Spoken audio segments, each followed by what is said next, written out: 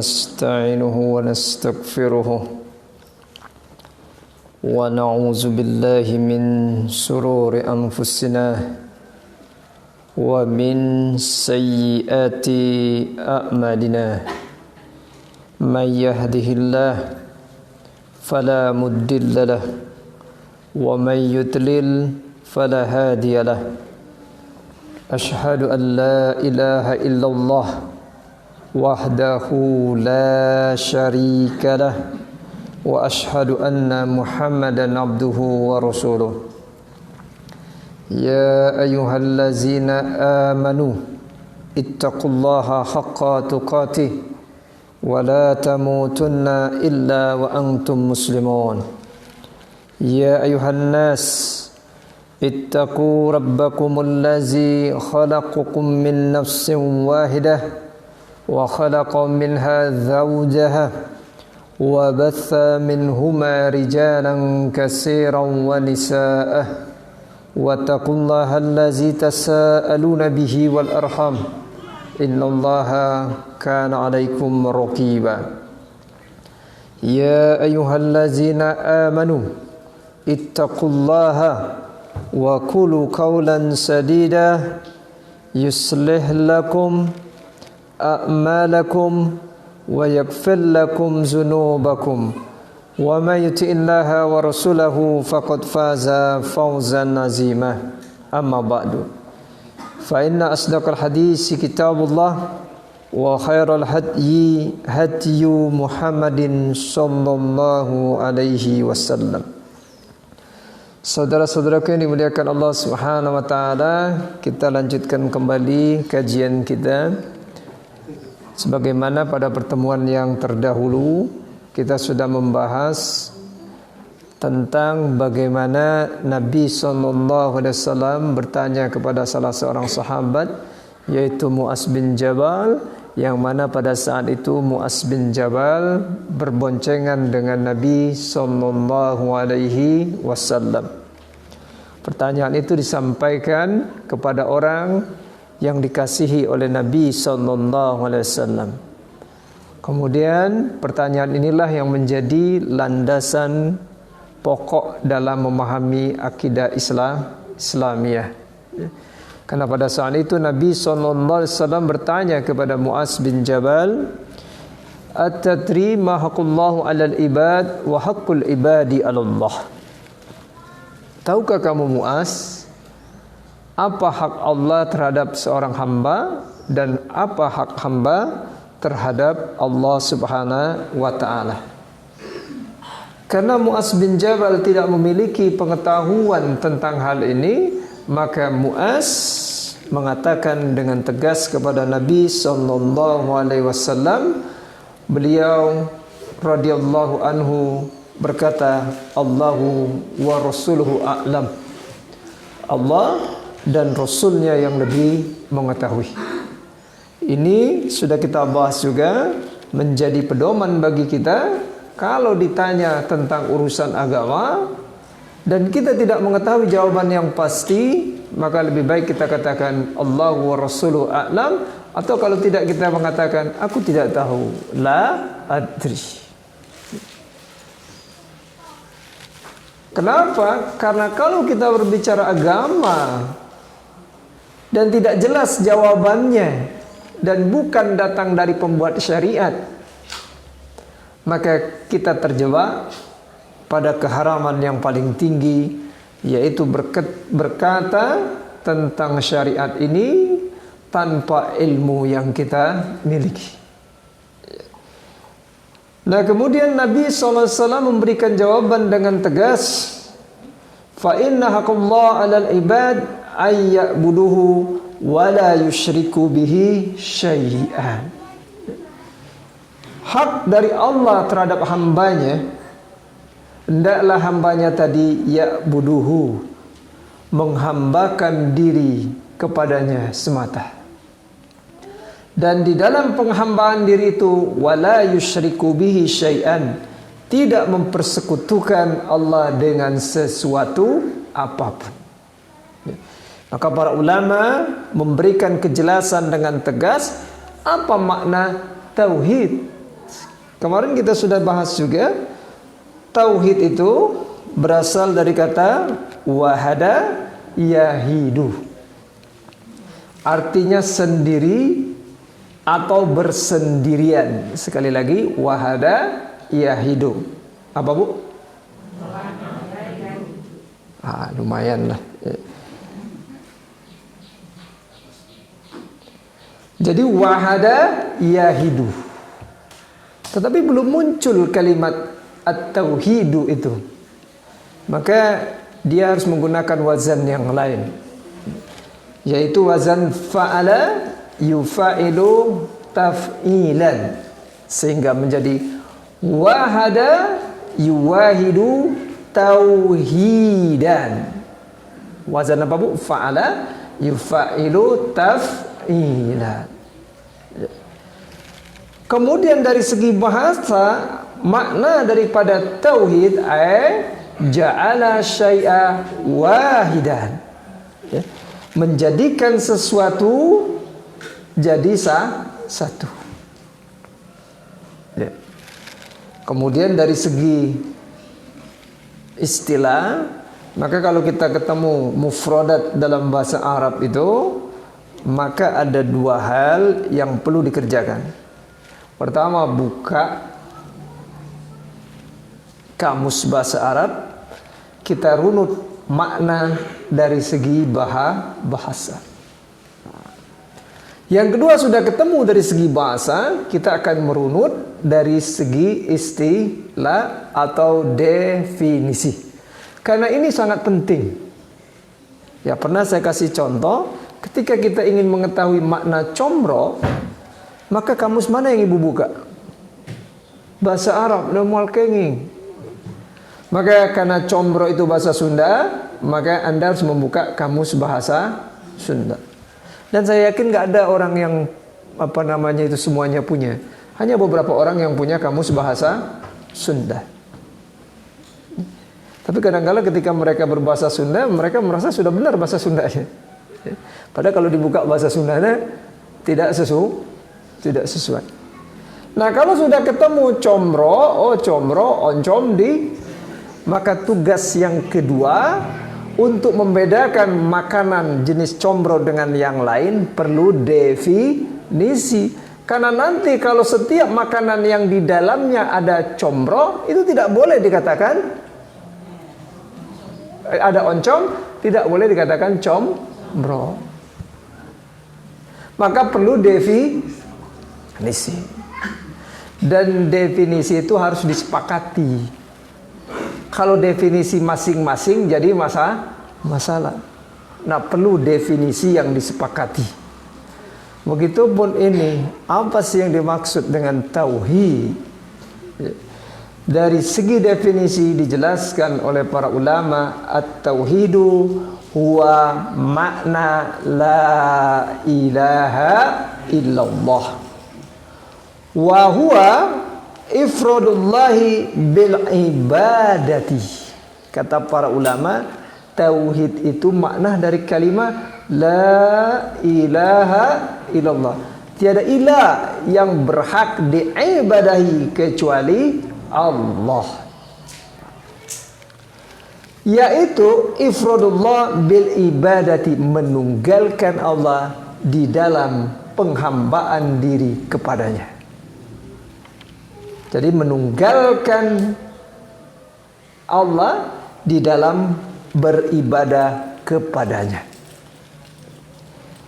Bi'annau, karena sesungguhnya la ahada yastahiqul ibadah ilallah.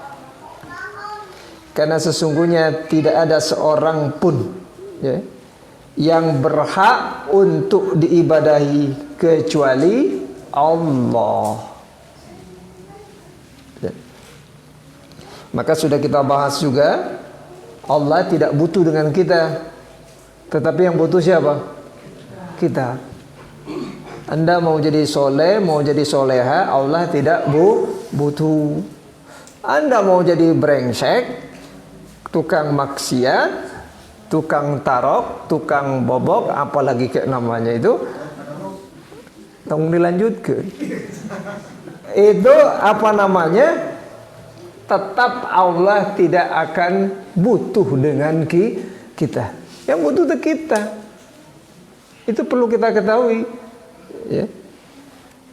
Nah, kemudian inilah makna yang harus diketahui oleh seorang yang beribadah kepada Allah Subhanahu wa taala, karena hak Allah tidak mau disekutukan dalam urusan ibadah. Maka salah satu tafsir memberikan penjelasan makna ibadah, karena Allah berfirman, "Wa ma khalaqtul jinna wal insa illa liya'buduni." Maka para ulama mengatakan, ya, haza minhum ibadatun wa laysa yanfa'uhum ma'asyirki. Ini jawaban orang musyrik, ya, ketika mereka ditanya, wala in sa'altum wala in sa'altahum man khalaqas samawati wal ard la yaqulunna Allah. Jika ditanyakan kepada orang-orang musyrik itu, kepada orang-orang kafir itu, kalau kita tanyakan siapa yang menciptakan langit dan bumi, jawaban mereka apa, Bu? Apa mereka menjawab nyi itu? Mereka dengan tegas akan menjawab Allah. La yaqulunna Allah. Pasti mereka akan berkata Allah.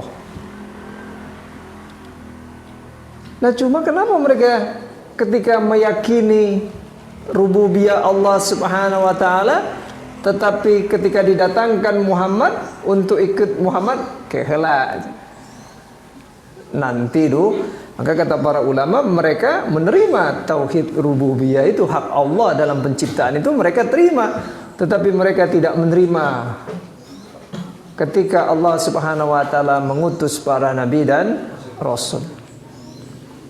Maka kata para ulama, haza minhum ibadatun wa laisa yanfa'uhum ma'asyirki. Ini jawaban dari mereka, termasuk ibadah. Mereka ibadah itu. Wa laisa yanfa'uhum ma'asyirki. Tapi tidak bermanfaat ibadahnya tadi bersama dengan kemusyrikan. Ya. Maka Allah mengingatkan dengan jelas di dalam surat Al-Bayyinah ayat kelima. A'udzubillahi samii'il alim minasyaitonir rajim. Wa ma umiru illa liya'budullaha mukhlishina lahuddin hunafa'a wa yuqimus salata wa yu'tuz zakata wa zalika dinul qayyimah. Dan tidaklah mereka itu umiru, diperintah, illa. Penting ini kalau baca Quran itu pelan-pelan, ya. Dan tidaklah mereka itu diperintah. Berarti diperintahnya untuk apa? Untuk satu hal saja, illa. Maka itu disebutnya adatul hasr, huruf pembatas, ya, atau harful hasr, batasan bahwa kamu diperintahkan itu kecuali liya'budullaha, agar supaya kalian menghambakan diri kepada Allah. Kemudian dikasih mukhlishina lahuddin, dikasih mukhlishina lahuddin. Jadi di dalam penghambaan diri itu harus benar-benar mengikhlaskan diri hanya kepada, tidak ada embel-embel yang lain. Hati-hati, Bu, kalau ada embel-embel yang lain nggak akan dapat pahala. Kita suami melayani istri kita, kalau ada embel-embel tenang. Embel-embel ada sesuatu, maka nggak ada nilai, nggak dapat pahala. Maka pelurusan niat itu penting. Begitupun seorang istri ketika melayani suami tidak boleh ada embel-embel.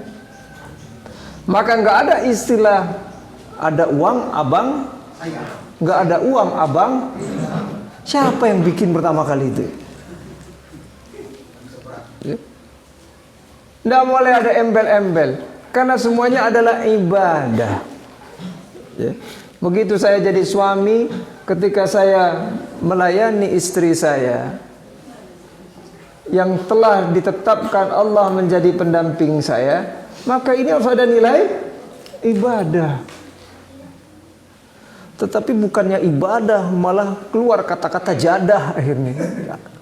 Akhirnya ribut karena tidak mengerti bahwa kita ini diperintahkan untuk ibadah. Jadi suami ibadah, jadi istri ibadah, jadi ustadz juga ibadah, jadi mustami sami mawon ibadah. Maka tidak ada embel-embel. Maka seorang ustadz tidak boleh ada embel-embel. Apa embel-embelnya? Kepentingan dengan dunia. Karena kalau ada embel-embel nggak sesuai. Karena mereka itu kata Allah diperintahkan, tidaklah mereka diperintahkan illa liya'budullaha mukhlisina lahuddin. Mukhlisin itu kalau kita i'rab, kullu jumlatin waqa'at ba'da ma'rifah wahya hal. Maka ketika kamu beribadah itu, keadaan kamu, kondisi kamu mukhlisina, harus totalitas hanya karena Allah, bukan karena yang lain. Nah kita ini kadang-kala sulit nih, selalu saja ada embel-embel. Kalau mau jadi kubu, ayo embel-embel. Tadi Natara pakai baju koko, akhirnya pakai baju koko. Jenggot rada dipanjangkeun. Begitu setelah selesai jadi pemimpin, tinggal mana jenggotnya? Malah ngeledek jenggot. Malah ngeledek orang yang pakai celana cingkrang. Nah, jelema teh jadi kieu. Berarti dia nggak ngerti ayat ini. Padahal kalau dia baca ayat ini mukhlisin, dia i'rab, ini hal. Berarti kata Allah, kamu mengibadahkan diri kepada Allah itu dalam kondisi totalitas hanya karena Allah. Tapi susah ya. Makanya di dalam Al-Quran Allah sering menyindir. Di dalam Al-Quran itu ciri orang munafik, iza qamu ila shalah qamu kusala. Ciri orang munafik kata Allah, kalau berdiri sholat kusala, malas. Allahu Akbar. Waduh. Kita gitu nggak, Bu? Datang sholat taraweh, ngimam, ya. Kemudian kita di belakang imam. Ternyata yang pertama yang dibaca Al-Baqarah. Waduh. Apa kata kita yang ada di belakang? Kajebak aing macam itu. Pakai aing astaga. Ada sholat kejebak segala.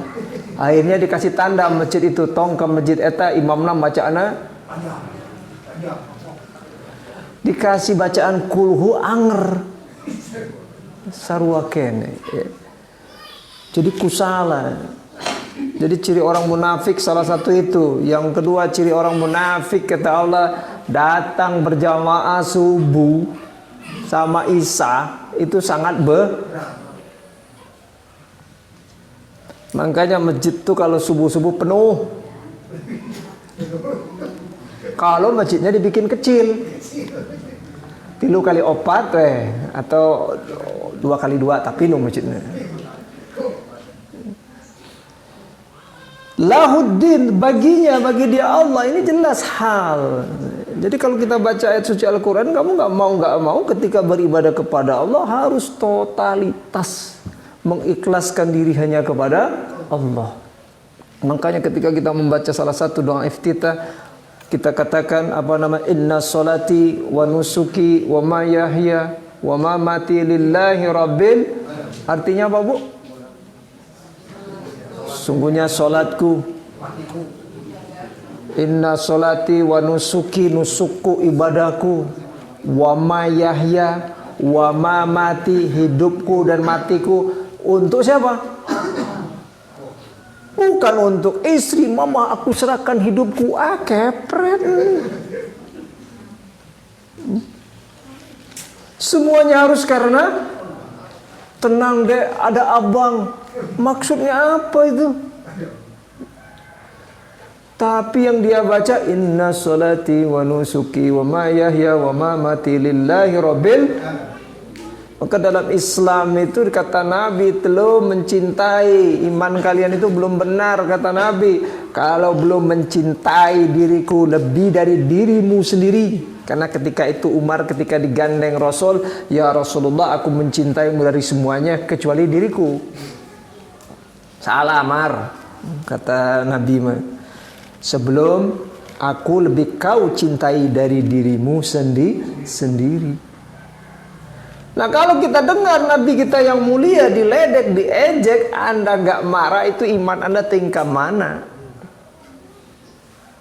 Makanya kemarin itu di Malaysia tuh kalau nggak salah ya, ada seorang guru katanya gambar karikatur, kemudian dia mengatakan, iya tuh Muhammad yang model cute, pulang beheng na leungit, ai di urang kumaha, hilang lehernya karena berani menghina Muhammad. Hai, di orang mah hirup kene aja lemah itu kan gitu. Karena memang dalam Islam siapapun yang menghina Rasul konsekuensinya hukuman mati. Hadis riwayat Abu Daud sudah pernah kita jelaskan. Cuma sekali lagi kita juga harus menghitung manfaat dan mudarat. Ya. Jangan main-main, wah yang ngina Rasul siaku aing. Ini ada aturan. Ya, ada aturan. Ya, jadi nanti kalau nggak ada aturan jadi khawarij nanti gitu ya. Main tabrak kiri, tabrak kanan. Ya. Kemudian dikasih hal lagi, hunafa'a. Yang pertama mukhlisin, yang kedua hunafa'a. Kemudian nanti harus ada lanjutannya, wa yuqimus sholata wa yu'tuz zakata wa dzalika dinul qayyim. Nah, itu begitu caranya. Ya. Nah, sekarang hunafa itu apa? Ya. Sama kalau kita i'rab, hunafa hal saniyah, hal yang kedua.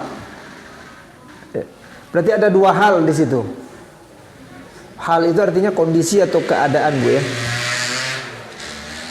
Ya, yang pernah belajar nahwu shorof ataupun yang belum belajarlah. Ya. Oh, tos kolot, eta teh setan nu dongkap teh. Lebih baik kita mati dalam keadaan kita belajar, pahalanya sangat tinggi daripada mati ker di balong gitu kan. Misalkan apa namanya itu, ya nggak ada masalah juga, mubah mungkin ya, matinya dalam kondisimu. Tetapi kalau kita mati dalam lagi belajar, Masya Allah, itu jihad fisabilillah. Tapi saya mau kombinasikan, Ustadz, gimana? Sambil di balong diajar. Nah, halus itu mah. Itu mah halus. Beres ngusap orang belajar, maka nah itu pas. Itu namanya tarikatul jami. Ya. Digabung. Saya setuju, saya mau kalau diundang kayak gitu. Ya. Mancing lah. Habis mancing orang beres belajar makan. Nah, gitu. Tapi biasanya batur teh yang makan unggul, belajarnya balik. Aya priyogi heula cenah kan gitu.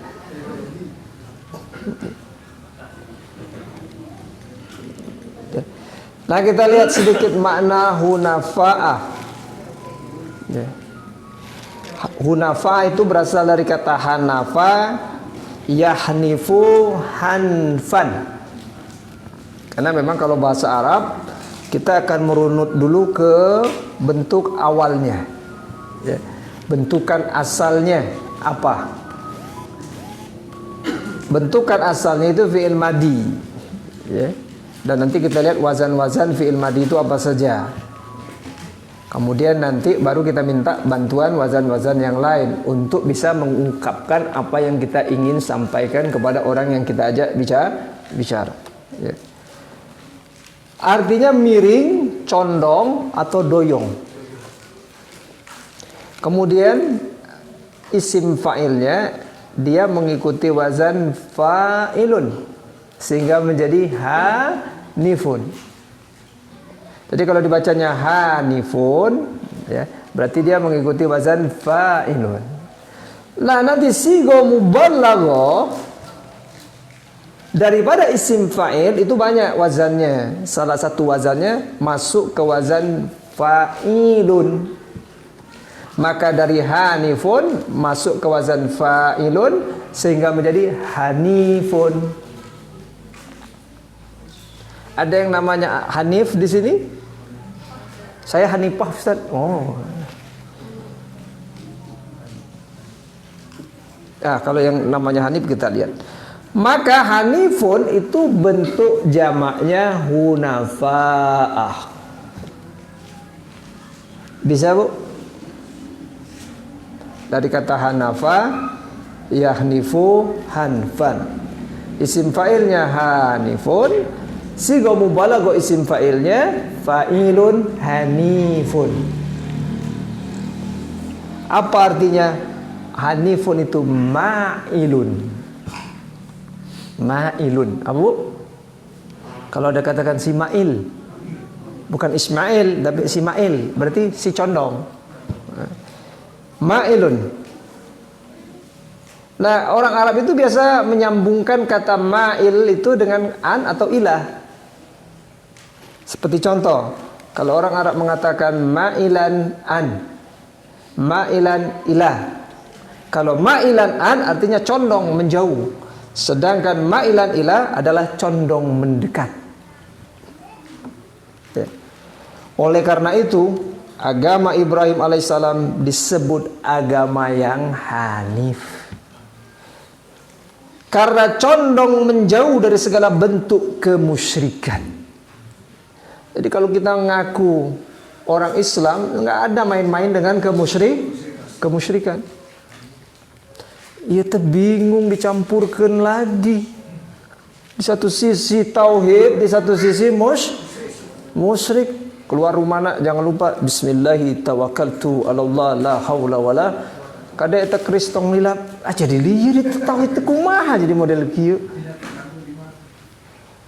Sampai satu tempat jangan lupa auzubikallimatillahi tamma min syarri ma khalaq. Tapi ingat, injak kanan injak astagfirullahalazim. Kacau balau. Tauhidnya hancur. Makanya kata para ulama tafsir tadi, tidak ada manfaat ibadah ma'asyirki bersama dengan kesyirikan.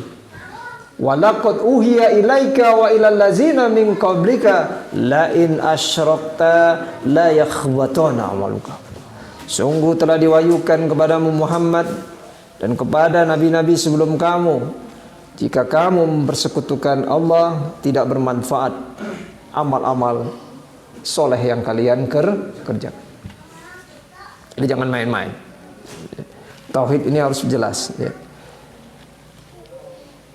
Karena condong menjauh dari segala bentuk kemusyrikan, kemudian mendekat kepada tauhid yang murni, yaitu memurnikan dan mengikhlaskan ibadah hanya kepada Allah Subhanahu wa taala semata.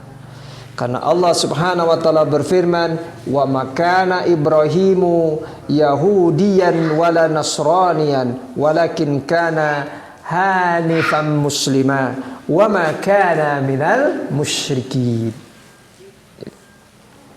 Ibrahim itu bukan seorang Yahudi kata Allah. Bukan pula seorang Nasrani. Akan tetapi dia adalah seorang yang hanif. Hanifan. Kemudian tidak hanya hanifan, musliman, berserah diri kepada Allah, dan sekali-kali bukanlah dia Ibrahim termasuk orang-orang yang musyrik. Di dalam tafsir dijelaskan artinya apa itu, ya. Salah satu tafsir memberikan penjelasan tentang ayat ini, apa makna hanifan musliman. Kata para ulama, ma'ilan anil atiyan kulluha ila dinil qayyimi, ya. Artinya condong, menjauh dari segala bentuk agama kekafiran seluruhnya dan mendekat kepada agama yang lurus, yaitu agama tauhid. Makanya di dalam Islam itu nanti ada al-wala wal bara, di mana berwala, di mana bara. Maka Islam telah tegas memberikan sebuah garisan bermuamalah dengan orang-orang non-muslim. Allah berfirman, Muhammadur Rasulullah wallazina ma'ahum asyidda'u 'alal kuffar ruhammahu bainahum. Allah berfirman, Muhammad itu utusan Allah, dan orang-orang yang bersama Muhammad asyidda'u 'alal kuffar, mereka keras terhadap orang-orang kafir. Tetapi kerasnya itu keras yang sesuai dengan aturan. Sanes keras tepara rugu, ada aturan, ya. Karena ada ayat yang lain juga, Anda tidak bisa mengeneralisir. Begitu ada orang kafir asyidda walal kufar, ya. Nah maksudnya asyidda walal kufar kudu dihantam, keheula. Ya. Karena Islam mengajarkan wa khaliqin nas bihulukin hasanin, pergauli manusia, annasu umum. Berarti mau dia muslim, mau dia non muslim, maka perlakukan mereka dengan akhlak yang baik. Enggak boleh Anda misalkan lagi naik motor, tiba-tiba Anda tahu ini non muslim, antep lah. Atau ditanya dulu, Islam? Oh ya mangga yuk, sarang. Kita non agama, oh nggak sama, sejalan mana? Selama ada aturan. Tapi kalau urusan akidah nanti baru, ya. Kalau udah urusan akidah tegas dan lugas, lakum dinukum waliyadi. Kalau urusan bermuamalah ya nggak ada masalah, ya. Kecuali kalau mereka yang mulai dulu. Kalau mereka memulai, apa boleh buat, karena Islam mengajarkan musuh nggak dicari, tapi kalau ada tidak akan mundur walaupun satu jengkal pun. Saya mau nggak mundur Ustaz, dengan muter beheng ngungkul tetap mundur. Ibnu Katsir rahimahullah menjelaskan tentang mana ayat ini, mutahanifan anisyirki qasidan ilal imani. Ketika menafsirkan surat Al-Baqarah, ya, ayat ke-49, bahwa Ibnu Katsir mengatakan yaitu menjauh dari kemusyrikan dan condong mendekat kepada keimanan, ya. Kemudian di dalam surat Al-Bayyinah tadi, hunafa'a, Ibnu Katsir kembali menafsirkan maksud dari hunafa'a mutahannifina anisyirki ila tauhid, ka qaulihi ta'ala wa laqad ba'asna fi kulli ummatin rasulan an i'budullaha wajtanibut taghut, yakni menyimpang dari kemusyrikan dan menuju kepada tauhid. Inilah dakwah para nabi dan rasul, sebagaimana firman Allah, wa laqad ba'asna fi kulli ummatin rasulan an i'budullaha wajtanibut taghut. Sungguh kami telah membangkitkan pada setiap umat seorang rasul, an i'budullaha, beribadalah kalian kepada Allah dengan memurnikan ketaatan kalian dalam penghambaan diri kepada Allah. Wajtanibut taghut, jauhilah penghambaan diri kepada selain Allah, kepada pekerjaan, kepada kelompok, kepada golongan, ya, kepada hal-hal yang tidak diridhoi Allah Subhanahu wa ta'ala. Nah, jadi sudah sangat jelas. Jadi dalam ibadah itu sesuai dengan Definisi daripada tauhid memurnikan ketaatan hanya kepada Allah Subhanahu wa taala. Nah, sekarang kita akan masuk bahwa Allah Subhanahu wa taala memiliki 3 hak yang harus dimurnikan. Tidak boleh ada campur tangan makhluk di situ. Hak yang pertama disebutnya hak rububiyah. Hak yang kedua hak uluhiyah. Yang ketiga hak asma dan sifatnya. Saya tidak mengatakan tauhid rububiyah, tapi saya ingin menggunakan kalimat hak rububiyah, hak uluhiyah, hak asma dan sifat. Karena kalau kita katakan ini tauhid rububiyah, tauhid uluhiyah, tauhid asma wa sifat, terjadi sedikit perdebatan yang cukup keras. Karena orang mengatakan ada tauhid jenis baru. Ada tauhid rububiyah, ada tauhid uluhiyah, ada tauhid asma wa. Padahal para ulama itu hanya sekedar untuk membuat satu metodologi, ya, supaya orang mudah memahami hak-hak Allah Subhanahu wa taala. Bukan tauhid baru. Tauhid baru ini. Perhatikan firman Allah di dalam surat Maryam ayat 65. A'udzubillahi samil alim minasyaitonir rajim. Rabbus samawati wal ard wa ma bainahuma fa'budhu wastabir li ibadatihi hal ta'lamuna lahu samia.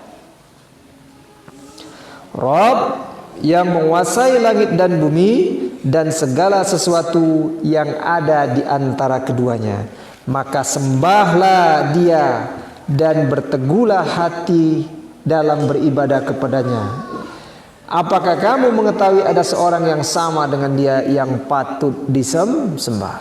Kemudian kata para ulama, perhatikan kalimat Rabbus samawati wal ard. Rabb yang menguasai langit dan bumi merupakan penetapan hak rububiyah. Karena hak Allah penguasa langit, penguasa di antara langit dan bumi.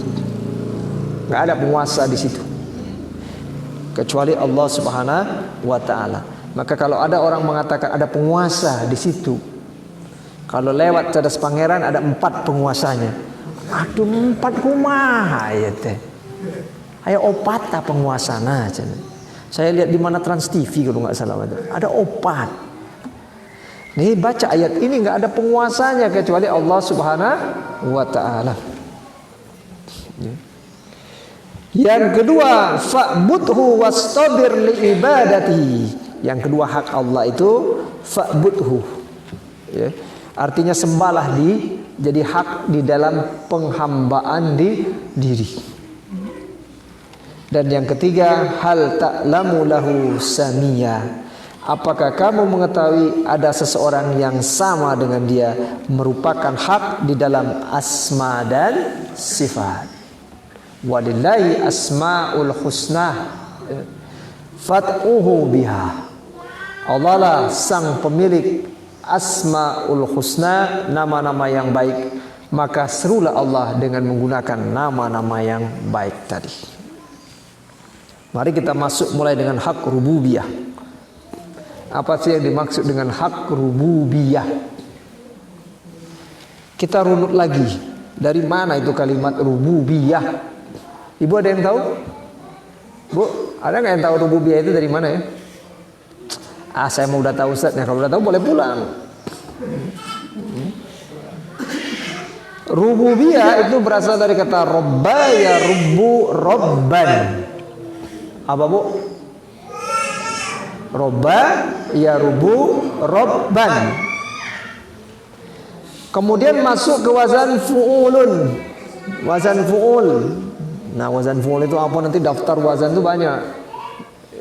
Dia wazan ini masuknya ke apa? Apakah ke masdar, apakah sigo mubalagho atau macam-macam. Nah kemudian jadilah dia rububun karena masuk ke wazan fu'ulun. Dari kata robba ya jadilah rububun. kemudian ditambah ya dan ta marbuto. Jadilah dia nanti masdar sinai. Berarti fu'ulun itu salah satu bentuk wazan untuk masdar. Tong main-main masdar Ustaz. Yang apa namanya itu intina wae. Ya intina tauhid eta intina selesai. Jadi kalau ibu etikotnya masih cek nggak benar itu tauhidnya. Baru mau keluar malam, aduh, pada muringkak ya. Naon murinding segala itu. Masya Allah, ibu nggak usah takut. Kecuali kalau kata ibu, aduh, Pak, Abah, Mama mah nggak berani keluar malam gitu. Banyak apa namanya itu banyak binatang buas, banyak bangsa kalajengking. Orai, nah itu tasawiyah, saya takutnya boleh. Maka diajarkan oleh Nabi zikir sore supaya nggak disengat kalajengking sore-sore sampai malam. Apa bu zikirnya bu? Nah, poho gitu. Kantos ya teteh nggak usah. Aduh, poho doi. Baca auzu bikalimatil haitama min syarri ma khalaq tiluka itu kalau sore. Baca doa itu insya Allah mau digeger ular, mau digeger ku kalajengking. Tapi umpamanya orang digegel kene kumaha Ustaz? Eta takdir kan saya terima. Tapi insya Allah berdasarkan hadis Nabi, barang siapa yang membaca auzu bikalimatil haitama min syarri ma khalaq 3 kali salah samarah, maka ketahuilah dia tidak akan digigit oleh serangga apapun. Maka karena ada seorang sahabat pada saat itu kagegel, ternyata dia lupa membaca doa yang diajarkan oleh Nabi. Hafal bu doanya? Hafal? Auzu bikalimatil haitama min syarri ma. Penting, jangan sampai enggak. Apalagi sekarang nih musim hujan seperti ini. Binatang-binatang itu kan keluar dia karena air masuk, orai keluar, kalajengking keluar. Tiba-tiba kalajengking datang ke tempat tidur kita, dasar musyrik, aya nu ngirim cenah. Saha ngirimna tuh? Begitu masuk tiba-tiba buka lagi ada misalkan siram loba, aduh woi siram loba ke aya nu ngirim. Nah, nggak tahu anaknya tidur sambil makan Oreo, tak gitu ta. Inna lillahi wa inna ilaihi rajiun. Nggak usah mikir ini dan itu. Kalau masuk ular ada tata caranya, jadi nggak usah sangkutkan kiri dan kanan. Nah baca tadi auzu bikalimatil haitama min syarri ma khalaq 3 kali. Apa bu? Hafal ya? Perlu diamalkan agama teh. Gampang Ustaz, sudah ada ininya. Zikir pagi sore dina Android.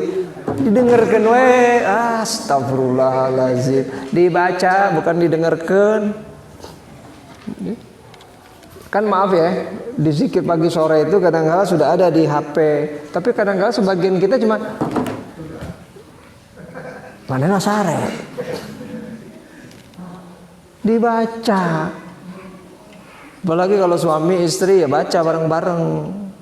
Ya, istilahnya kalau suaminya baca kita nyimak, nanti kita lagi yang baca seperti itu. Ya. Nah, ketika ditambah ya dan ta marbuto, wazan fu'ulun tadi yang merupakan wazan masdar sehingga menjadi rububiyah. Maka makna rububiyah artinya hak-hak ketuhanan. Jadi kalau dikatakan rububiyah artinya hak-hak ketuhanan. Kalau ada orang mengatakan tauhid rububiyah, tauhid yang berkaitan dengan hak-hak ketuhanan, pemenunggalan Allah yang berkaitan dengan hak-hak Allah Subhanahu wa taala. Salah satu hak Allah hak menciptakan. Karena tidak ada yang bisa menciptakan. Bisa Ustaz kamari ayat cenah di Android sekarang sudah bisa diciptakan perempuan itu bisa diajak ngobrol cenah. Iya, tapi kan kata Android itu juga iya saya sudah dikasihkan ini dan itu cuma saya tidak punya soul, saya tidak punya jiwa. Siapa yang bisa bikin jiwa? Ya. Tapi jika nuliar orang ngobrol jeung mesin mah tuh. Ya robot. Waduh, saya kira teman saya yang ngirim postingan, saya kira ini perempuan cantik banget, saya bilang, robot. Nanti akhirnya orang pemuda nggak mau lagi nikahan beli robot. Wah, aduh.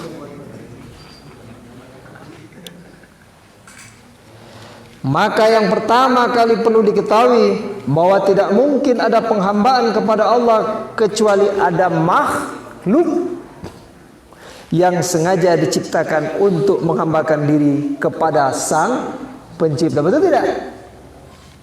Kalau tidak ada makhluk, ya tidak ada penghambaan diri. Maka Allah ciptakan makhluk agar ada penghambaan diri kepada Allah Subhanahu wa ta'ala.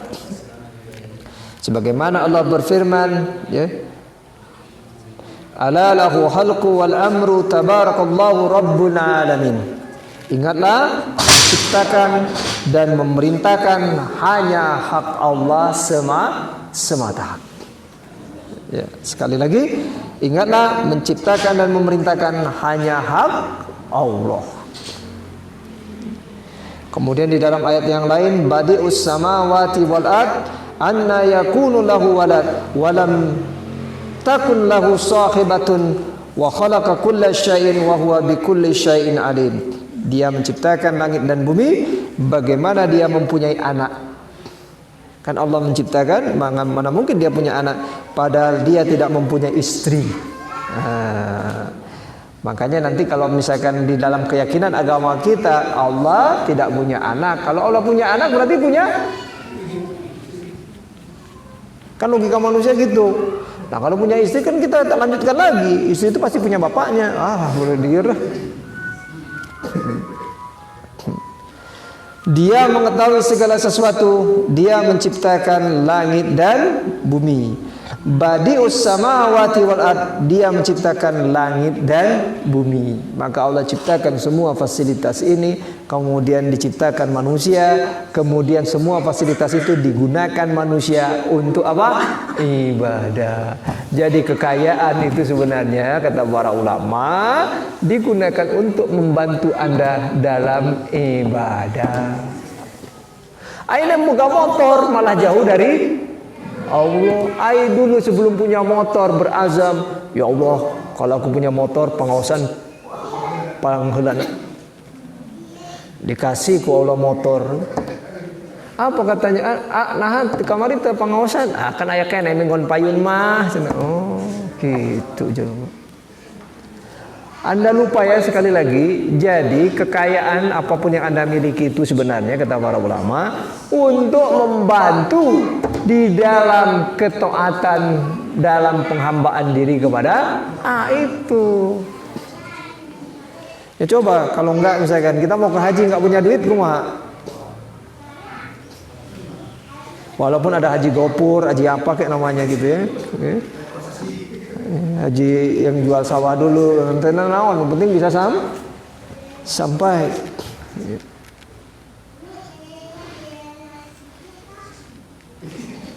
Badi'us samawati wal ard. Artinya apa kata para ulama? Mubdi'us samawati wal ard wa khaliquhuma, yakni yang mengadakan, yang menciptakan, ya.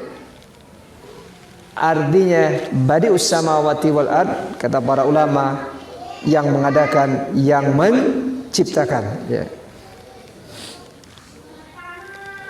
Anna yakunu lahu walad, bagaimana mungkin dia mempunyai anak? Enggak mungkin Allah itu punya anak, ya.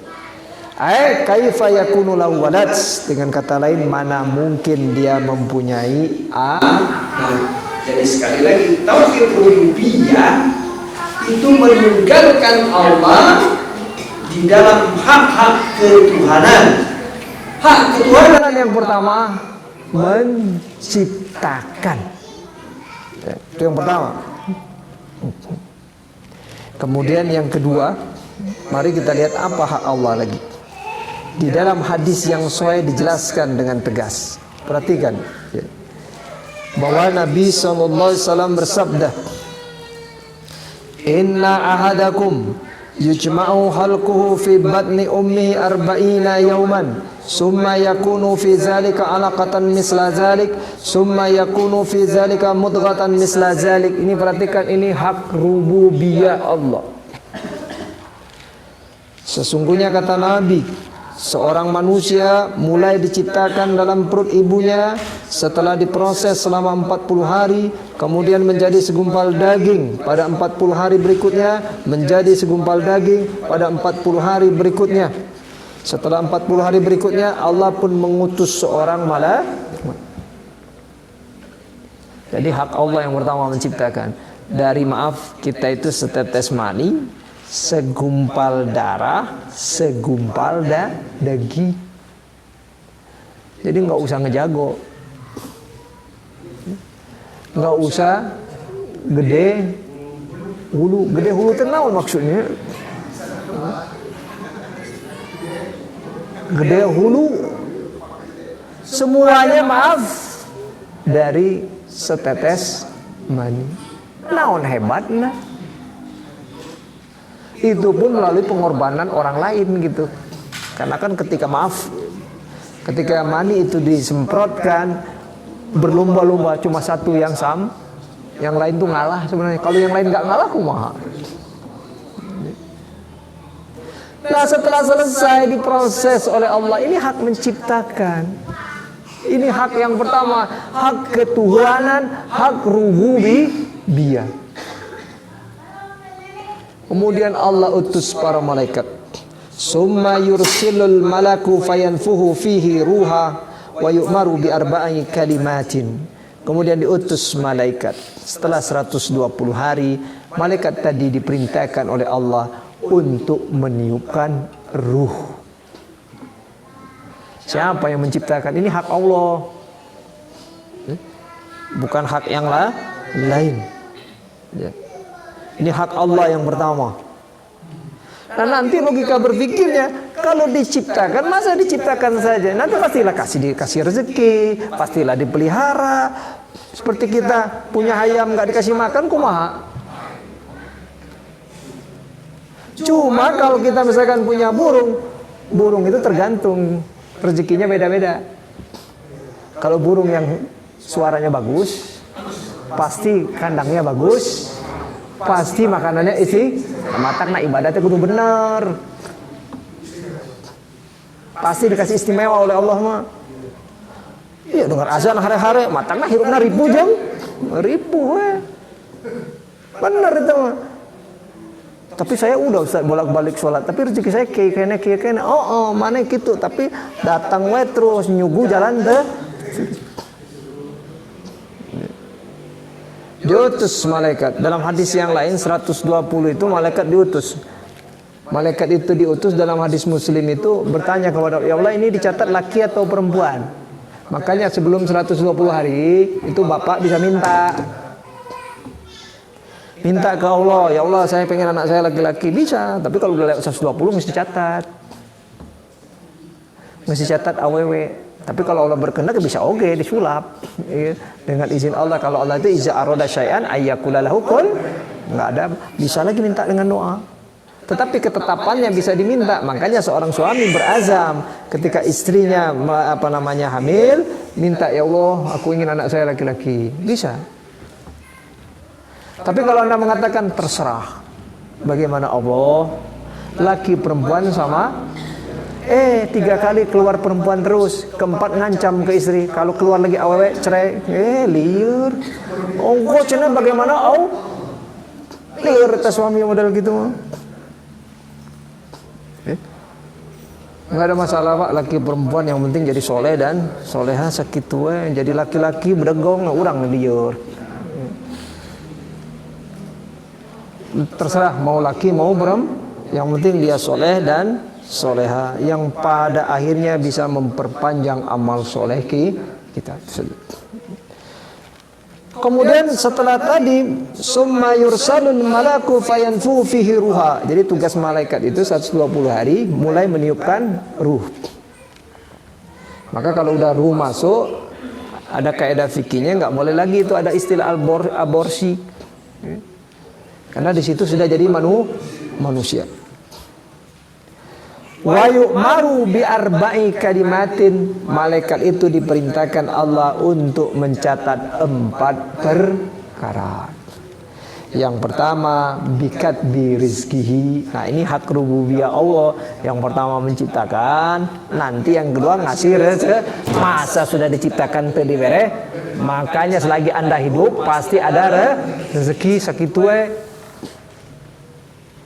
Cuma seperti tadi rezeki tadi, jika manuk tadi ayah nu rezeki memang bawa anak sakitu. Nah dak kumargi mau dia ibadah mau dia enggak ibadah, rezekinya sudah ditentukan oleh Allah Subhanahu wa taala. Tetapi tidak ada istilahnya dalam tanda kutip kelebihan. Makanya kalau orang beribadah kepada Allah dengan baik, Allah wa may yattaqillaha yaj'al lahu makhraja wa yarzuqhu wa yarzuqhu min haitsu la yahtasib. Barang siapa yang benar-benar bertakwa kepada Allah, Allah akan bikin dia mudah dapat jalan keluar. Yang kedua dikasih rezeki dari arah yang dia tidak ketahui. Makanya orang kafir, orang mau nggak kafir semuanya dikasih rezeki. Jadi jangan pernah kita orang muslim mengatakan, nah ya orang kafir bareng hal, ya mana nak usaha, mana cicing, mana nak pagi-pagi nggak olahraga, ya nggak olahraga sehat. Karena mereka mempertahankan kondisi fisik supaya bisa usaha. Ayo orang malas olahraga, malas ngaji malas. Cicing terus hanya akhirnya mengharapkan cuma rezeki yang sudah ditulis oleh Allah Subhanahu wa taala. Kemudian yang kedua, hak rububiyah Allah yang kedua, wa ajalihi, ditentukan ajalnya. Pertama tadi menciptakan, kemudian hak rububiyah yang kedua, Allah Subhanahu wa taala mengasih rezeki. Jadi nggak usah takut, selagi masih hidup pasti ayah. Nah kalau sudah nggak dapat lagi rezeki berarti tereh. Tapi ibu juga jangan begini, aduh saya 3 hari ini nggak pernah dapat rezeki, jika orang tereh mau, salah tuh. Karena maaf ini pengalaman, kalau orang yang mau meninggal dunia itu memang nggak ada lagi yang bisa masuk keluar, nu aya ge keluar, nu terakhir biasanya kotoranna hidung gitu kan. Nah kalau udah nggak ada lagi yang masuk ya sudah, ya. Siap-siap ditalkin. Tapi kalau masih kena loba makan gering, tapi makannya loba, tenang we caker kene. Aduh Ustaz, saya mah gering, dikirim bakso seep, cager insya Allah. Tapi kalau gering dikirim apapun nggak ada lagi yang masuk, nah itu gawat. Ini mulai nggak enak, mungkin rezekinya udah mulai habis. Kemudian wa amalihi wasakiyun aw syahidun. Yang berikutnya adalah amalnya. Maka ini hak Allah juga. Kemudian yang berikutnya hak Allah menentukan apa orang ini bahagia atau orang ini itu hak-hak rububiyah Allah Subhanahu wa taala. Tetapi sekali lagi hitungan sengsara atau bahagia itu bagaimana orang mensikapinya. Karena kata Ibnu Qayyim, di dunia ini ada 2 kendaraan. Kalau Anda kaya itu kendaraan bagi Anda. Kalau Anda miskin itu kendaraan bagi Anda juga untuk menuju Allah Subhanahu wa taala. Cuma kalau dikasih kendaraan kaya, Anda harus banyak bersyukur. Tetapi ketika dikasih kendaraan berbuat kemiskinan, hendaklah Anda banyak-banyak bersabar. Kalau ibu ditanya, ibu milih kendaraan yang mana? Yang kaya, yang miskin? Sebulah orang jujur yang kaya, yang miskin sih sebenarnya hirup deh.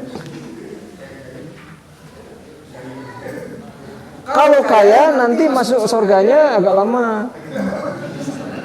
Benar. Karena orang kaya itu terakhir masuknya, sehingga orang-orang miskin itu ketika sudah di dalam surga nanya, kemana Kang Eman? Aduh lihat. Loba ting partarosana cina pertanyaan begitu Pak. Loh, kalau Anda punya 1 motor kan ditanya cuma 1. Kalau punya 10 motor lama. Nah kalau misalkan kalau di absen di omilair lahir, tebogan naon asup lah tebogan naon. Makanya kalau kendaraannya kekayaan, siap-siap untuk banyak menjawab pertanyaan. Tapi kalau kendaraan dengan kemiskinan, siap-siap untuk menunjukkan kesabaran. Jelas ya? Jadi sekali lagi ini hak rububiyah Allah Subhanahu wa taala. Pertama menciptakan, yang kedua memberikan rezeki, kemudian juga kalau tidak hanya beri rezeki, Allah hak untuk memelihara Anda, karena Anda harus dipelihara. Ya, hak untuk memelihara, ada maintenance-nya. Makanya izah maritu bahwa kalau aku sakit, dialah yang menyembuhkan. Yang berikutnya hak Allah dalam rububiyahnya, hak untuk menentukan ajal Anda. Jadi nggak usah takut, ya. Asia naik pesawat, bisi ke bawah ke mau main orang naik pesawat, etas di sayapnya coplok hiji.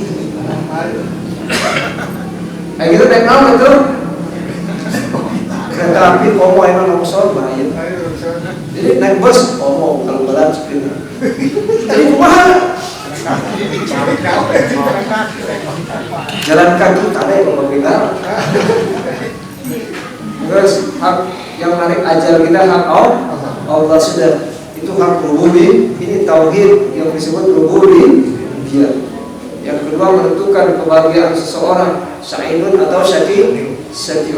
Yang berikutnya menentukan nanti apakah amalnya termasuk amalan ahli surga atau amalannya termasuk amalan ahli neraka pada akhirnya nanti. Itu saja yang bisa disampaikan. Mudah-mudahan bermanfaatnya. Kalau kita bahas hak-hak rububiyah, akan kita perdalam lagi. Sebelum ditutup ada pertanyaan sedikit. Ibu ada pertanyaan sedikit. Tanya Pak tentang bagus dari Tani Sari mengenai musyrik Pak, seorang orang tua yang melakukan kemusyrikan, terus si anak soleh yang sudah meninggal orang tuanya, terus anaknya anak soleh dia mendoakan kepada orang tua yang musyrik itu, apakah itu akan nyampe doanya Pak? Bagian. Kalau di dalam Al-Quran, Innallaha la yaghfiru an yushraka bihi wa yaghfiru ma duna dzalika liman yasha. Allah tidak akan mengampuni dosa syirik. Cuma yang menurut salah, apakah syirik dia melakukan ini dengan sepengetahuan atau dengan kebodohan karena tidak tahu? Kalau tidak tahu, insya Allah masih ada harapan. Tapi kalau tahu, jadi masalah, tidak akan diampuni oleh Allah Subhanahu wa taala. Itu tadi. Oh kayaknya orang tua saya nggak tahu, nanti ditanya lagi, kamu tidak tahu itu kenapa? Apakah ada usaha untuk belajar atau tidak? Nah, nanti jadi masalahnya di sana. Makanya kata para ulama, kalau kamu nanti di yaumil akhir ditanya, kamu ini orang bodoh atau orang berilmu, jawabnya kira-kira apa?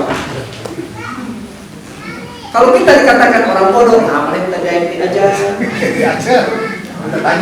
Kalau kita jawab orang berilmu, nah nanti diamalkan.